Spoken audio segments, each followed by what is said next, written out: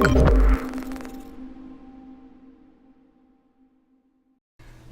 little more background on my journey, I guess, with marijuana.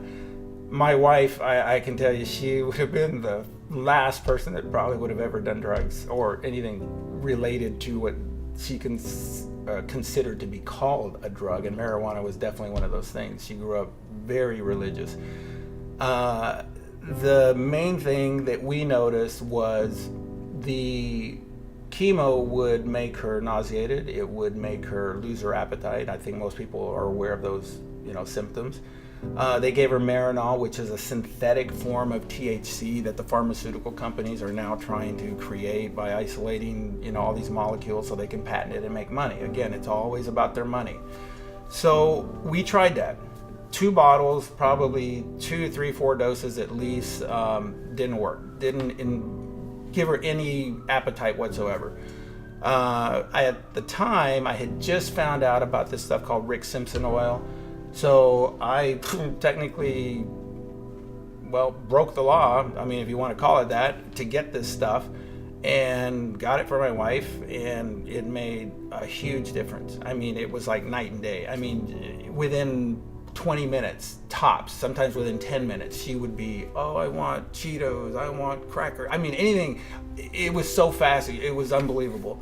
Then the quality of life was also different. I got video. We went in February this was 2.5 years ago, to Disneyland, and it was the last trip we took as a family.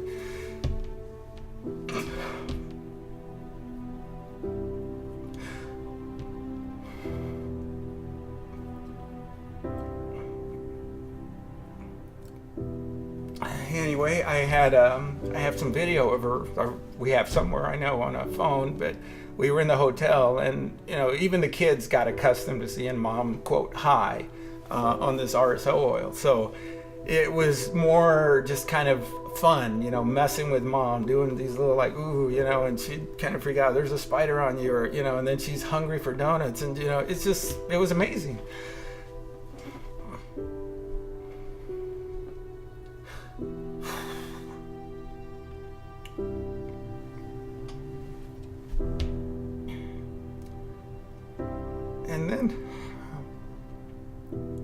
And then you have to hear, I guess, politicians mainly, people that are totally removed from the situation firsthand, tell you that because of a law that's passed, you cannot have this particular type of oil. And there's people in other states dealing with similar issues. Colorado, little kids that have seizures, have been on all types of pharmaceuticals forever and ever. You can watch the documentaries on YouTube. Dr. Sanjay Gupta did a really good series of Weed 1 and Weed 2. Those are great shows to watch. But you see how the system has failed us. Basically, the system is here to serve us, but yet it has failed us. It has become so convoluted with political means, money.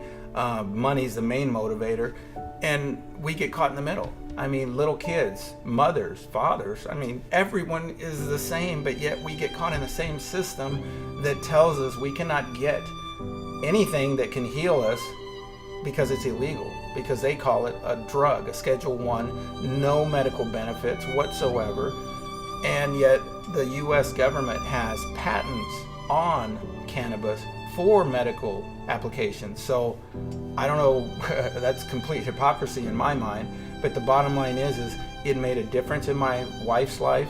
It made her quality of living 10 times better.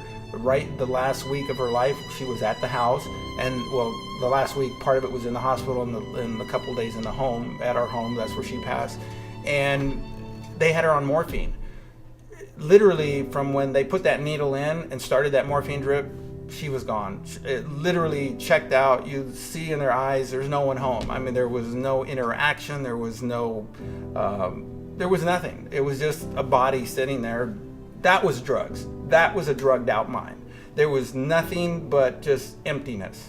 Contrast that to marijuana, whether it's RSO oil or any types of oils or herb that people use, and there is an immediate contrast. There is no comparison.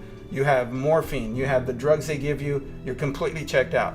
You have natural herb, nothing added to it by man. It is completely 100% natural, and you get a completely different effect. You get someone that is happy.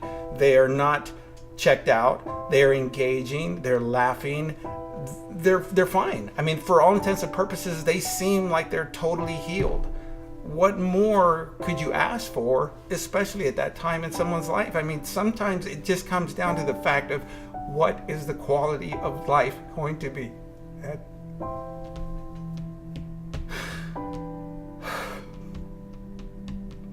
at the end.